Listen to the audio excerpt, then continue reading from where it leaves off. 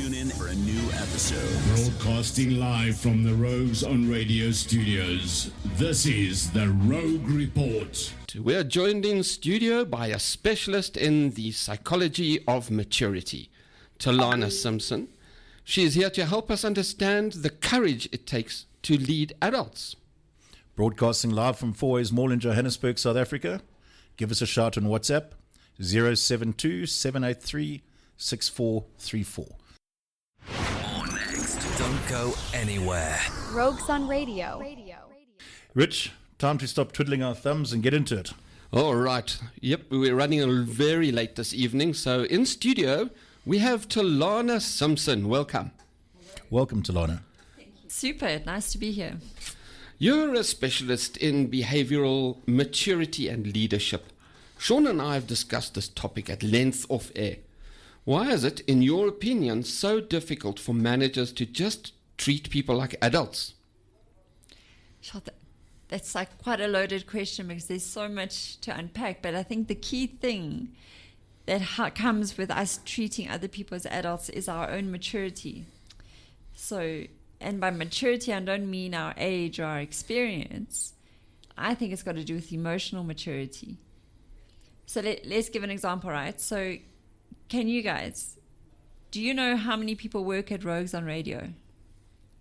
Well, pretty much. Sort of. Sort of. We knew. The most important point is, can you name them? Yeah. No, I can't. I can't. Well, most of them, yes, that I've met. But there are a lot of people we don't meet because our show is so late. Yeah, so if you think about any business, if you cannot name all the people that are working for you, then that's, if you hesitate at that question, then that's a key point to think about. Because for me, it was about how do we name people? Do we know people's names? Because if we know them, they become individuals. They're not like this lump of people where we call the staff. Right. So I've like matchsticks. I've got a thing about matchsticks, but that's a story for another day. Fair enough. But if we look at it just tonight, I was thinking about a box of matchsticks, right? Yep. A box of matches, what can you actually do with it? Nothing much. It's just a bit of cardboard and some wood in it. But if you open it up and you take an individual matchstick out, and then you rub it against the side, so there's some friction there, and then it will spark. And then with a bit of direction, that matchstick can either light a candle or a bonfire. And I thought that was a nice analogy to what it means to be like a mature leader. Do we actually know the names of and the individuals in our business? Or we're treating them just as that big box of matches that is over there, like the staff. Box of stuff. Yeah. Yeah. A lot of people call it the collective. But do people do that to avoid accountability, or is it just that the fact that they might be overwhelmed, or what is it? Yeah, that's it. I mean, if you just talk about the staff, you don't have to take responsibility. And I think you even play the blame game a lot. You know, the staff are demotivated. They dropped the ball. Like, who's they? So until you can actually name the specific person, and when you do name a specific person, you have to take some responsibility for that relationship. Because now it's Jim. Yeah. It's Timber.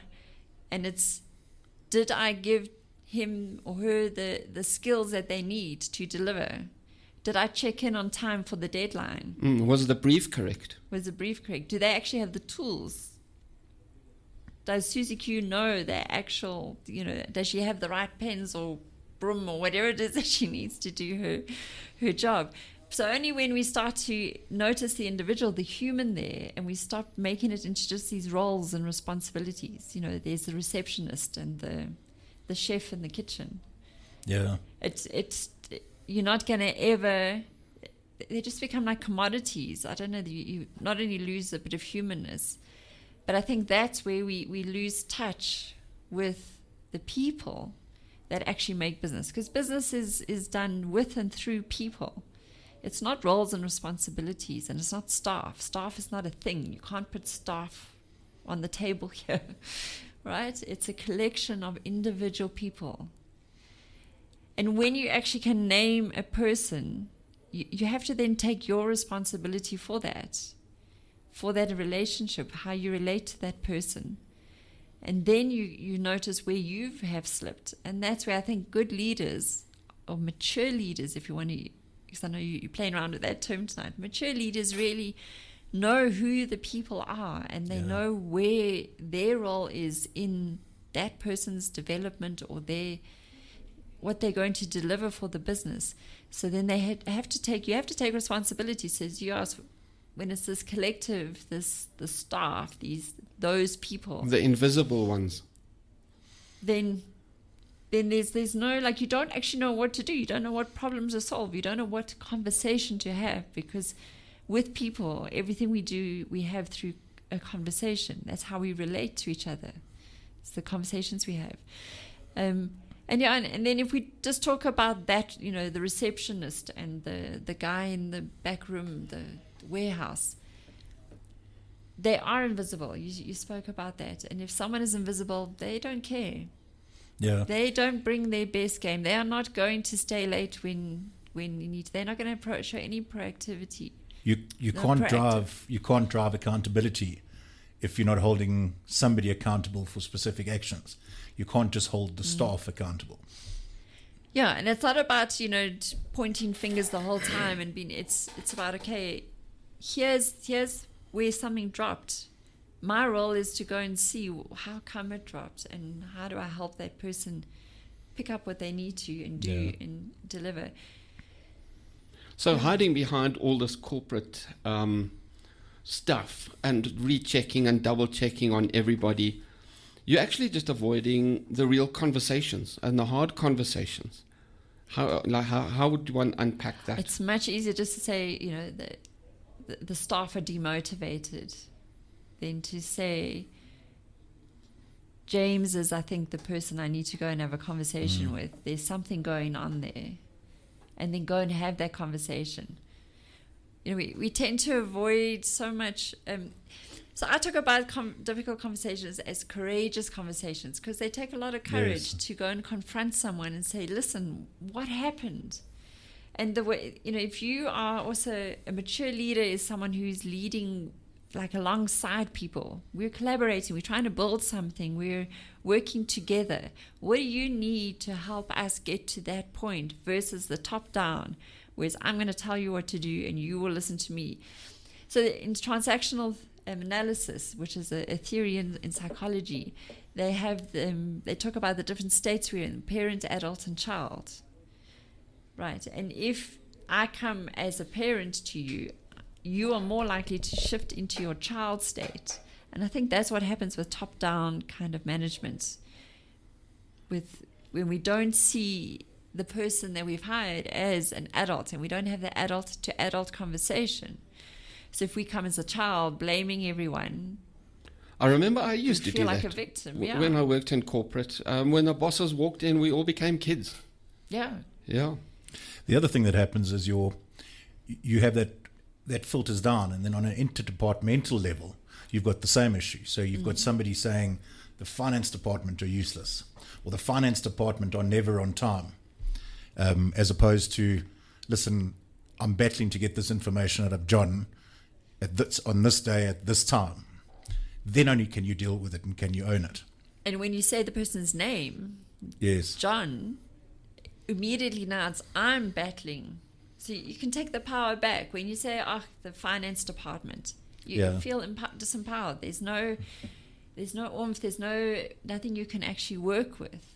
Yes. But when you name a person's name, so that would be my challenge to anyone listening. If you really want to grow your maturity as a leader, one is just to write down. Can you write down every single person that works with you and for you? That's really difficult for huge companies that are blue chip.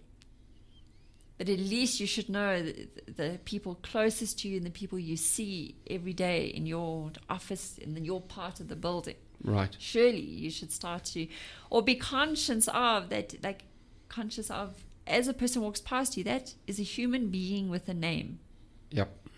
And with the name comes a whole lot of stuff. It's no longer just, a box of matches. That is a single matchstick that, with your difficult conversation, that bit of friction, you can help that person ignite themselves and create bonfires within, And also ask what they the do. right questions. Let's just take John, for example, who might have messed up in the finance department, and you can't get the information out of him on Tuesdays or whatever the case may be, and you don't have that conversation with John. John might be going through trouble at home. His child may be sick. He Yes. might be taking his kid to hospital or some other reason that you could finally understand why John is underperforming and give John the tools to, as you say, ignite. And have some compassion. Yes. Because you'll be amazed, that little bit of humanness, of individual attention to that human's condition, will bring so much more down the line. So much more loyalty and warmth within the work. I mean, Yes. we know these things, right? And then John will go the extra mile for you. Yes. Yeah. And I just want to add to my challenge to everyone listening. So one is, can you name the staff? And then two, out of all those people, can you identify the one individual and actually name them and have the conversation with them that you know you need to have, but you've been avoiding because it's just one of the people in the building.